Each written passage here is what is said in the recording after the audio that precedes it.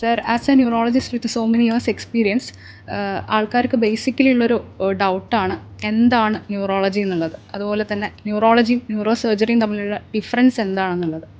നമ്മുടെ ശരീരത്തിലെ തലച്ചോറ്, സ്പൈനൽ കോഡ്, ന്യൂറോ ഞരമ്പുകൾ, അതുപോലെ തന്നെ മസിൽ, അതായത് brain, spinal cord, nerves, muscles, ഈ അവയവങ്ങളുടെ സാധാരണഗതിയിലുള്ള പ്രവർത്തനം, അവയെ ബാധിക്കുന്ന അസുഖങ്ങൾ, അതുപോലെ തന്നെ ഈ അസുഖങ്ങളുടെ ചികിത്സ, ഇതിനെപ്പറ്റി പഠിക്കുന്ന ശാസ്ത്രശാഖയാണ് ന്യൂറോളജി.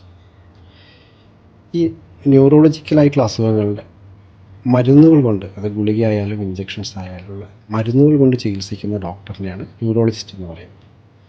എന്നാൽ ചില അസുഖങ്ങൾക്ക്, ഉദാഹരണത്തിന് ബ്രെയിൻ ട്യൂമർ, അതുപോലെ കഴുത്തിലെ അല്ലെങ്കിൽ നടുവിലെ ഡിസ്ക് തെന്നലുകൾ, അതുപോലെ തന്നെ ട്രോമ അല്ലെങ്കിൽ ഇഞ്ചുറി കൊണ്ടുണ്ടാകുന്ന അസുഖങ്ങൾ, ഉദാഹരണത്തിന് തലച്ചോറിൻ്റെ ഉള്ളിൽ രക്തം കട്ട പിടിക്കുക, തലയോട്ടിലോ നട്ടലിലോ എല്ലിന് പൊട്ടലുണ്ടാവുക, ഇങ്ങനെയുള്ള അസുഖങ്ങൾക്ക് മരുന്നുകൾ മാത്രം പോരാ, ചിലപ്പോൾ നമുക്ക് സർജറി അല്ലെങ്കിൽ ഓപ്പറേഷൻ വേണ്ടി വരും.